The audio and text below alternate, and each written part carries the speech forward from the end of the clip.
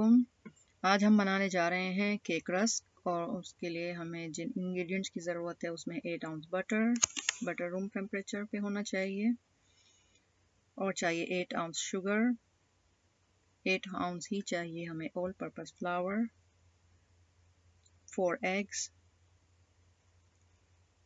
2 teaspoon baking powder, half tea spoon salt और 1 teaspoon vanilla essence.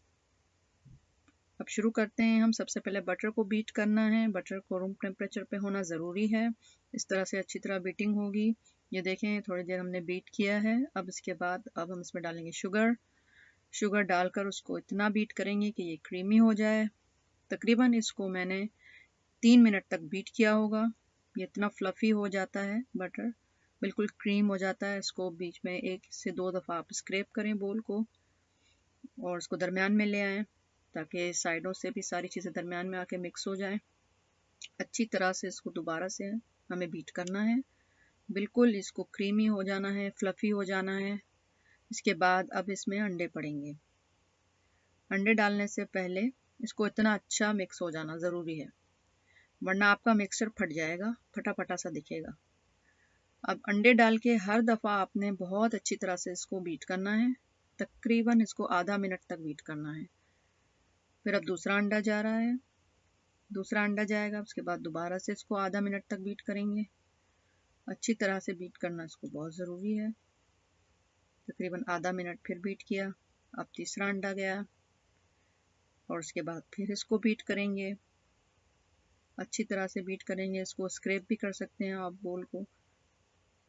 और गया फिर चौथा अंडा। अब इसको अच्छी तरह से बीट कर लेना है। इतना बीट करना है कि चौथा अंडा भी मिक्स हो जाए। अब ये बहुत अच्छी तरह से मिक्सचर बीट हो चुका है। ये इस तरह से इतना फ्लफ़ी हो गया। अब इसके अंदर हम आटे के अंदर डालेंगे सारे इसके ड्राई इंग्रेडिएंट्स को एक साथ मिक्स कर लेंगे। बेकिंग पाउडर और नमक को और कांटे से मिक्स कर लें इसको। और अब इस मिक्सचर में हमें आटा मिलाना है। उससे पहले वनीला एसेंस डालना है। वनीला एसेंस डाल दें 1 टीस्पून। फिर इसको दोबारा से बीट कर लें ताकि वनीला एसेंस मिक्सचर के अंदर अच्छी तरह मिक्स हो जाए। अब इसके अंदर हम थोड़ा थोड़ा करके आटा मिक्स करेंगे। सबसे पहले तकरीबन 1/3 कप जितना इसमें डालें। फिर इसको मिक्स करें, अच्छी तरह से मिक्स करें इसको। अब बकिया 1/3 डालें। फिर इसको मिक्स करें। एक साथ सारा नहीं डाल रहे हैं हम, थोड़ा थोड़ा करके डाल रहे हैं ताकि मिक्स करने में आसानी हो। अब ये बाकी बचा हुआ आटा भी इसमें चला गया। अब फिर से इसको हमने अच्छी तरह से बीटर से मिक्स कर लेना है कि बिल्कुल भी आटा नहीं रहे, अच्छी तरह से मिक्सचर में मिक्स हो जाए। अब ये हमारा रेडी है। इसको स्क्रैपर से हमने स्क्रैप भी कर लिया, देख लिया कहीं आटा नहीं, बहुत अच्छी तरह से ये मिक्स हो चुका है।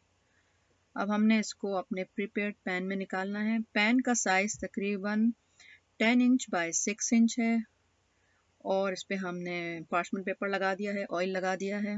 इसको हमने बेक करना है 350 डिग्रीज फ़ारेनहाइट पे तकरीबन 30 से 35 मिनट तक।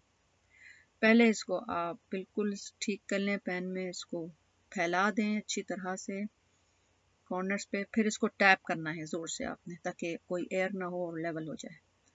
अब हमने इसको 350 पे बेक करना है। बीच में आप चेक कर सकते हैं। 30 मिनट्स के बाद देख लें आपका बेक हुआ है या नहीं। मेरा 35 मिनट्स में बेक हुआ था। अब मैं आपको दिखाती हूँ कि दरमियान में आपने चेक करना है कांटा डाल के कि कहीं कच्चा तो नहीं। ये देखें मैंने चेक किया था, ये बिल्कुल अंदर से पका हुआ है, बिल्कुल कच्चा नहीं है। अब हमने इसको ठंडा करना है तकरीबन 1 से 1.5 घंटा। अब इसको हमने निकाल के इसके पीसेस काटने हैं। ये देखें ऐसे आपने करना है और अब इसके हमने पीसेस काटने हैं और ये दोबारा से फिर बेक होंगे। इस तरह से बीच में से पहले इसके 2 हिस्से कर लें, बीच में से इसको काट लें, इसके पीसेस बनेंगे।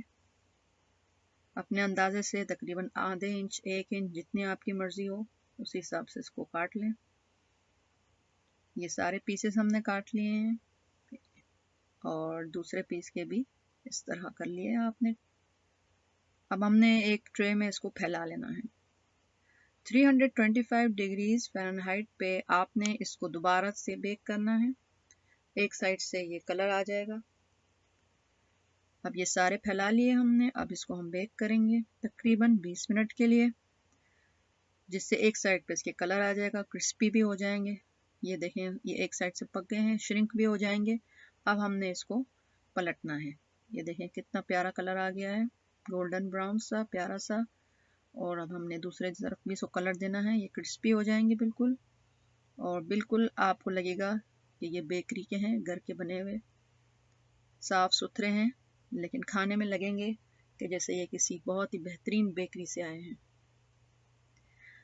ये देखें, ये हमारे तैयार हो गए हैं, दोनों साइड से गोल्डन ब्राउन हो गए हैं, बहुत अच्छे तैयार हुए हैं। आप ज़रूर ट्राई कीजिए और मुझे अपना फीडबैक दीजिए। मेरे चैनल को सब्सक्राइब करें।